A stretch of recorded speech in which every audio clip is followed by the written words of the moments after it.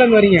அசோக் நகர்ல இருந்து. இங்க தான் சென்னையில. சென்னை அசோக் நகர் தானே? இதான் ஃபர்ஸ்ட் வாட்டி வந்திருக்கீங்களா? நிறைய வாட்டி இப்பதான் ஃபர்ஸ்ட் டைம் வந்திருக்கேன். பக்கத்துல வந்துட்டு ரொம்ப லேட்டா வந்திருக்கீங்க. இப்பதான் டைம் வந்துச்சு. இப்பதான் டைம் இருந்துச்சா? சரி சரி. ஏன்னா வெளியூர்ல இருந்து நிறைய பேர் வந்து போயிருக்காங்க. நீங்க முதல்ல தான் வந்திருக்கீங்க. இங்க இந்த அன்னதான திட்டம்லாம் போடுறாங்க. இதை பத்தி உங்களோட கருத்து என்ன?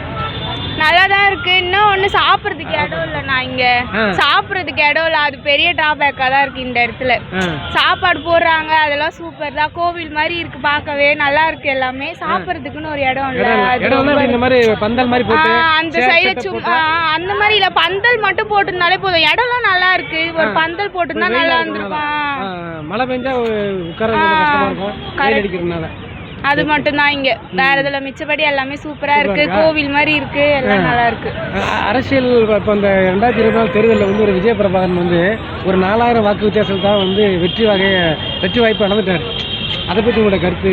அவர் நின்று இருக்கணும். என் அப்பாவுக்கு பதிலா நான் இருக்கேன். நான் என்ன எங்க அப்பாவா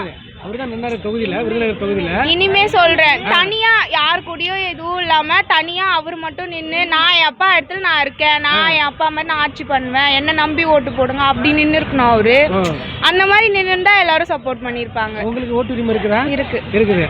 சரி, அடுத்த முறை 2026 சட்டசபை அவர் தனியா நின்றுந்தா கன்ஃபார்மா அவருக்கு தான் போடுவீங்க.